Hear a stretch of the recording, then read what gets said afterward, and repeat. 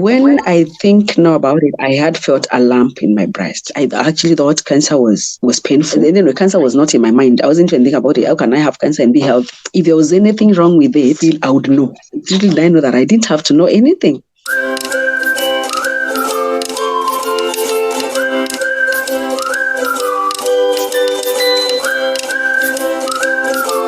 Hi guys, thank you so much for watching us today. A quick message. You might be watching this but have not yet hit the subscribe button below. It will mean so much to me, to all of us, if you subscribe. The more the people watch us, the greater the guests that we'll have on this channel to inspire us with their stories and experiences. Thank you so much. And now let's dive in. Okay, my name is Winnie Ikatwa, born and bred in Meru in Kenya, and currently I'm in the UK. I am, I carry so many hats. I have so many things that have happened in my life.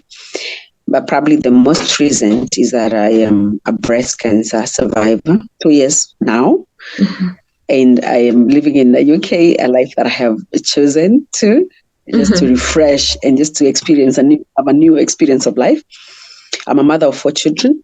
And I'm a business person. I'm an entrepreneur running an online marketplace. Just 2 years ago, you were diagnosed with breast cancer. If you can tell us, a few weeks, months before the diagnosis, were there any physical symptoms, and how did you feel generally in your body?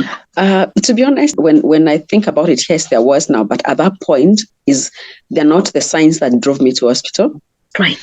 There were not there was nothing physical. There was nothing that I was feeling in my body that drove me to hospital. Mm-hmm. What drove me to hospital was just desire to just live a healthy life, like just a well-being lifestyle.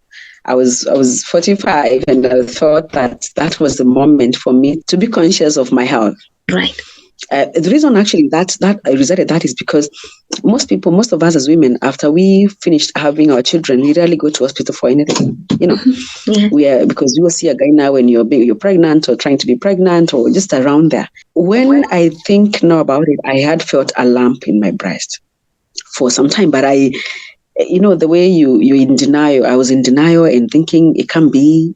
I actually thought cancer was painful. Right. I always thought there must be, if you have cancer, you must. Cancer was not in my mind. I wasn't even thinking about it. How can I have cancer and be healthy? Yeah. How can I have it? It's not something that I thought maybe that is the way every other breast is. Right. Because again, I haven't come to contact with any other breast. I'm thinking if there was anything wrong with it, I would know. Yeah. Maybe some kind of pain. Yes. Little did I know that I didn't have to know anything. And so at this point, I was just going to see a gyna. Right. For just normal checkup. Mm-hmm. And then that is all happened. Actually, it took longer than, because from the time the doctor said I need to go for mammogram and biopsy, I took longer. Not because because I thought I had so much time. I kept thinking, I am busy. I have all these things that I need to do, and I will go next week. I need to combine this hospital visit with this other thing. Right. And I took longer. I took more than 2 months without thinking because I thought it was just that normal checkup. And that was a wrong thing, although luckily for me, probably if I had taken longer after the biopsy, it would have gone wrong. Mm-hmm. But at least it was before the diagnosis. Is that I took some time, but which shouldn't have been, right? Which was a wrong thing that I did. But I didn't know what I was doing. Wow. Yes, but after all that, after diagnosis, of course, you go into denial first. You go into bitterness. I was bitter. I was wondering, what have I done? What didn't I do? I had just come out from a lifestyle where I knew, I had gotten from weight management lifestyle. I was feeling good about my life. Yeah. And now this came in. So I had so many questions. But again, the biggest question was, why not me? Who else? Why not me? And probably with that realization, I moved on. Why not me? I took it like it belongs to me. It's a moment of realization, as you're putting it, and it takes you into deeper conversation with yourself to accept the situation and find a solution to move forward. That is so beautiful. Yeah. So you mentioned something small about weight management. If you can tell us, what do you mean by weight management? What were you doing at the moment or prior to the diagnosis? For those that people knew me, of course, I was this person that loves food, and not just as in this person that would just eat and always hungry, as in as eating something that I always felt like if I stayed without eating, I'll probably fall. My blood sugar probably would go down. And, I like that. And there was always something either in my handbag, in the car, something to eat all the time because I thought my blood sugars would probably take me down. And I used to joke around and say, you know what, let me eat because, it is my body. Let me eat because I have to eat. But I started to develop things like being bloated, my legs, my neck, my back. I couldn't go up the stairs. My back was always aching, my legs. And I knew there's something. As in, really, I can't be this. And every time you go to hospital, I know I'll be told because I'm hypertensive. Right. I'm told you need to lose weight. You need to lose weight. But how can I just lose weight? I can't even get myself to do exercise because my back was aching. And I stumbled upon intermittent fasting. Right. Intermittent fasting. And, we decided with my sisters, my four sisters, that we were going to try it. Like, let's try this. We always work things together. Let's try this. And so we started off, and intermittent fasting really helped me to just not lose weight or manage weight, but to also take control of myself. I think it was the biggest eye-opener to just know, to be in control of who I am, to realize that who doesn't control me, I can actually control it. I can control my life. I can say no. As in, if I actually felt that I could say no to anything. If I could say no to food on the table, if I could cook for my children and not eat, that means I could say no to anything in life. If I could be able to control food and say, I cook food, I don't eat, I'll eat it when I want to eat it, it means I could say no to anything. And for me, that was bigger than even losing weight. It was bigger. It was actually the point of where then I was in control of who Winnie was. In a beautiful way, I think also that the fact that you could control what you want to eat and when you want to eat, I think also it made you to be able to control this disease when it comes to you. How do I put it there aside and choose, to live and move forward? They are all connected. It gave you power and more energy. Nice. If cancer came probably when I was not even unknown IF, I would probably go into eating, because of stress. Right. I'd go and I'll make it worse. Possibly. But at this point, I was in control, as in, at least my mind was in control. I was in control of my mind. It wasn't like leading me, because food, as in, like I say, if you can control what you eat, you can control it. I like that. So tell us, you have been diagnosed and now you have the disease.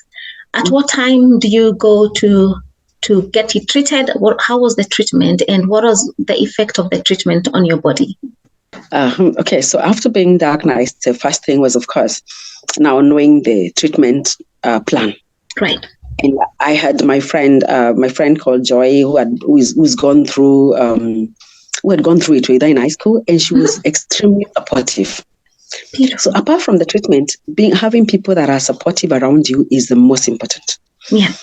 People that have gone through the journey help you, and now my family members. And my family, as in even my family members, were able to help me because I was ready to be helped. I let them in. For me, the start of the treatment was letting people know. That was actually the beginning of the treatment. Wow. I knew, yes, I would go probably for surgery. I knew I would go for radio. I'll go for, chemo, yes. For chemotherapy. But the first treatment was to let people know that I had been diagnosed with breast cancer, because I wanted them to know when I was still healthy, because I didn't know what I would look like or what it will be during treatment. Yeah. And I wanted the message out that, you can actually have cancer and look as beautiful as me. You can have, so it doesn't mean cancer is, you have to, you only, for you to know that you have cancer, you must be looking shit or just looking really sick. And for them to know, I saw Winnie yesterday and actually she has cancer today, as in it can happen to anybody. And that was for me the start of my treatment. My friends knew, my family members knew. Everyone knew what I was going through. My nieces, my nephews, we all sat down and everyone knew the story. Right. And so then I embarked now, when my family members knew, they knew how to support me. So we embarked on now having for me to see the doctor and to know exactly how the treatment will be. And my sister, one of my sisters who is a doctor, was extremely supportive because she was able to ask some questions that probably I couldn't be able to ask. Yeah. In the part of treatment, but also everybody else, my siblings were supportive in every other way. And my friends, as in I can't, my friends were always there because I was open. I was very, very open, and that is how they were able to help me. Wow. So I went for chemotherapy. No, first before chemotherapy, I went for surgery. Right. I think surgery was the beginning of, when you have to lose your body part that you've always had. Yeah. Is at that point when I actually was told I was going to go for surgery, I had a moment of like having to speak to my breast. Yeah. To say goodbye. I don't know. I was at a point I was so annoyed and bitter with it. I'm like, who are you? Where were you sitting here? Yeah. Like, as in, you've been sitting here all through and you were carrying this killer disease. Why didn't you let me know? I had all these kind of conversations and asking, why you? And, and at some point I was feeling, should I go for a photo shoot? Like nude photos, as in just to see who I was before. Yeah. I was thinking about, right, there was so many other things that are going through my mind. Like, should I do this? Should I do that? And all the time looking at it, I would go to the mirror and look at it. I'm like, where are you? As in, I kept talking to it and saying, look here. But then, like, what, you must go. You have to leave. You can't be in the same body with me if you are not on it. Like, I think that is almost like a conversation. Like, you can't be here with me. Who are you? Mm-hmm. So I went for the surgery. It was, as in, some major surgery, but of course, at times, for me, I would say is that in terms of feeling healed, started after treatment. Because I was very okay. It's now when I have for surgery, I have a hood to heal. Yeah. So that's that. I have a hood to heal, and now that's realization that of course the breast is gone. You actually don't take long. After surgery, after just like about 6 weeks, you start chemotherapy. So there's no time. There's no time to process too much information. Everything happens too fast. So quickly, yeah. After the surgery, I'm going for chemotherapy. Chemotherapy was 8 sessions. Or the 8 sessions, yes. It was 6. I've even forgotten. And that also is so draining. It's very draining, but my family members had a schedule who will be with me all the time. We had a schedule of activities where we will go, which, as in, that is the time that I visited every park there is in Nairobi. From a Brighton to City Park to, as in, we knew every time after my chemotherapy, the next day we'll go to a park before the effect of chemotherapy could start working on me. And so I did the chemotherapy. The effects for me were not so much, but you'd feel like the body, as in, it's just draining on the body. And the fear, of course. Then I did the radiotherapy after that. Radiotherapy for me was the toughest. I think it's more emotional. It has to deal with maybe emotion, because chemotherapy was, maybe people look at it, chemotherapy is a big thing, so they're always there, very supportive. And because radio is such as you go only for 15 minutes and it's every day, people detach, kind of, I believe, like you can manage it. Yeah. And at some point I would feel lonely. I'm thinking, oh my God, now am I well? That people have left, like, am I well? Am I supposed? Am I okay? How will I know I'm okay? But also towards the end, I got I don't know if it's a throat infection or it's a burn, but it was internal, so I was unable to swallow. And for about a month, I couldn't be able to really eat anything that was solid. Right. But also, I lost weight. But also, it had a big toll on my mind, because I didn't know. I was thinking, gosh, might I be dying? As in, am I going? I know. But my family was, again, the things that we did, I didn't even believe I was actually even, like, I was even going through treatment. So the treatment, that is how the treatment went on, and I was over, but it's also now it's continuous because I take medication every day.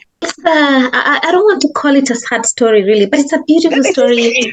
How people came through for you, but more importantly, how you allowed people to come through for you.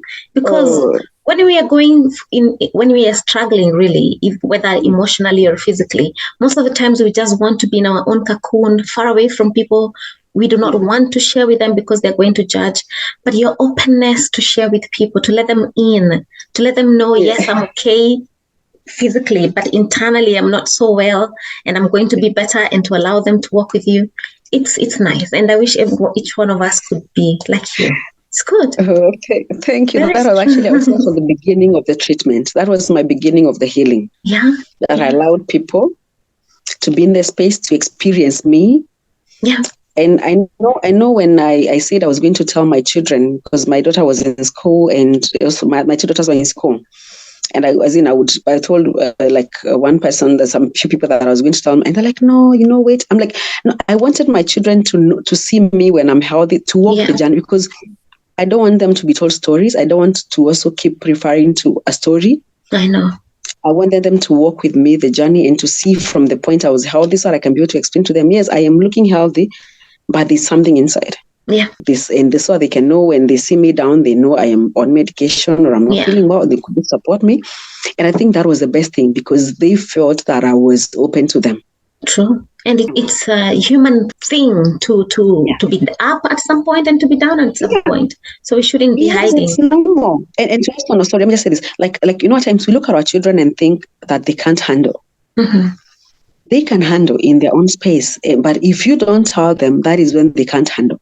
Yeah. Because they can't handle why you hid from them. Why didn't you ever tell me, Mom, you went through all this? Why didn't you ever tell me? They can handle it. Children are loving anyway, but if they don't know, they can't know how to treat you. That's very good. It's a good message. Your family and friends came in to support you in a great way. But most importantly, I want to hear about your daughter, because there's a special way your daughter connected with you and still is connecting with you and other cancer survivors. Yes. After surgery, of course, now I am off one breast, and my daughter crochets. She learned crocheting during the COVID time when they were home from school, and she started teaching herself from YouTube, and it became a hobby that she was doing, and even, selling things. I think probably from the same going to YouTube and learning how to do I don't know even how she learned how to do the breast. She did for me. This looks rather big, but also this, which is round. So she's done even this. She's done was made them. Yeah, so she made it out of yarn and filled. And so when she made for me, so I can put in my breast, I didn't, before I would walk, I was walking, of course, without, because I think maybe I would put some things inside there to feel comfortable. But even the thought, and I realized that then, am I the only person who doesn't have them? So then maybe she could make a little bit more, so we can have other people have them. But I think the turning point was now, because she was in school and we'd already started a knitting club in school. The knitting club was started before my breast cancer situation. The club was just started because she was already knitting. I felt what she had learned in crocheting and how she had be able to use her time, that could help the other students in school. So I thought then this could be opportunity. When I was sharing the cancer, I said it in the assembly, the school assembly. I asked the principal to allow me to share that to everybody at the assembly. And I told everyone, all the students knew, and all the teachers knew that I have breast cancer, because I wanted them to support my child. Because they wouldn't support my child if they did not know what she was suffering from, or even like what was the emotions that she was going through. Yeah. Actually, when I shared is that a lot of other people, even some teachers, some students came in to say, my mother has cancer, my auntie, even me, and I was also able to help others. It just became an open book that they could talk about it. Wow. Actually, even at that point, there's one girl who, even in the school, who had breast cancer. Young girl, yes. So she was able to share. So it became now that, when you share someone else. Yeah. So at that point then in school, because already knitting, I thought then the girls wanted to support my daughter at that point also. And support, then you say, okay, let's connect with breast cancer by knitting, by crocheting the boobs.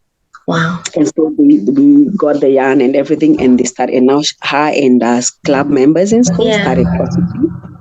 And this is for free. They just said, you know what? There are many people who need help. Yeah. They don't need to they need to have dignity.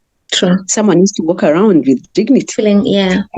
And this journey started, and they started making it. We have made probably over 400 now that have gone to different women in different hospitals, Kijabe Hospital, gone to Nairobi Hospital, and other individuals that probably will call and say, oh, I need one. Oh, I've been referred by someone. Hey, can I have it? And we just send to them. We feel the need is there, and we embarked on having a project where we want to make 5,000. Of the breast so that they can be put in all the cancer centers. Every cancer center, there should be some so that a woman who comes in there can pick without having to think about it. All they need to say is that I want to unpick it. Because then nobody can pick 5 of them for what? You just need 1 or 2. Yeah. And that is the project that we're embarking on. We have been raising some money, and now we are out there. A pound can be able to make for at least 2 women. Winnie, have you always been this free with sharing information about yourself, or did this come just about now? I mean, who does this, goes to this school and tells everybody? It's beautiful. Maybe I didn't have anything to share then. As in, there was nothing much to tell. If all women could do this, for example, you're traveling to the village in a matatu back at home in Kenya, and you're seated next to a woman and you share something like this with them.